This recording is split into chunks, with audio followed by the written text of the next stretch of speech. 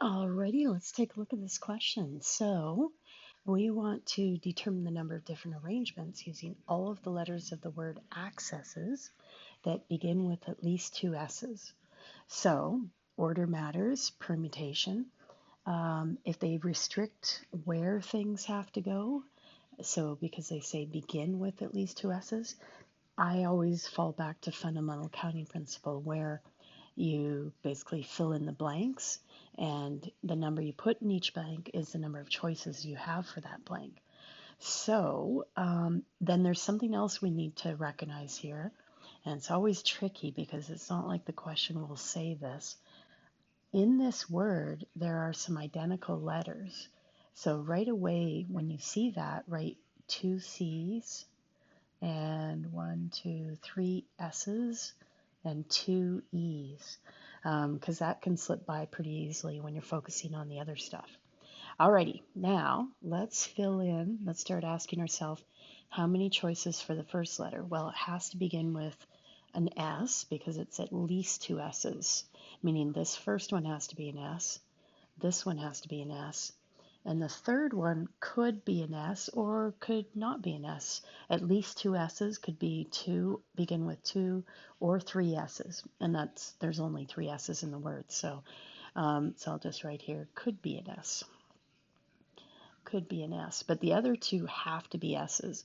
Now, I like to treat initially all of that as different letters, I guess. So when I ask myself how many S's there are, I would count the number of S's and say, therefore, I have three choices for S's. And then that S now is in the word, so I can't use it again. So now I only have two choices for S's.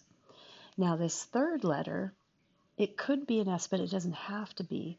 So I think what I would do is just remove two of the S's, leave the other S in the choices, and that way you could get that other S, or you might not, right?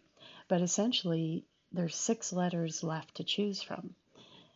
So six choices there. We might get the S, we might not, but that would cover the at least two S's.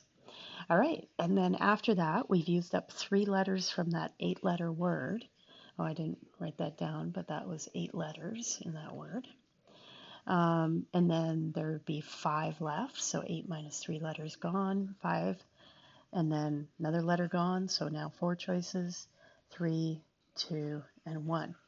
But the question does not end there.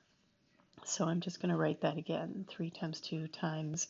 And then if you look at that, the rest of it, 6, 5, 4, 3, 2, 1, that could be written as 6 factorial in a shorter way. All right, now the reason why I put a line underneath is because when you have identical letters, you can't tell the difference between switching the C's or switching the E's. So we have to reduce our number of permutations by dividing by, we've got two C's, so divide by 2 factorial for the different ways those could be switched. And then we have three S's, so divide by 3 factorial for those to switch around. And then finally two E's.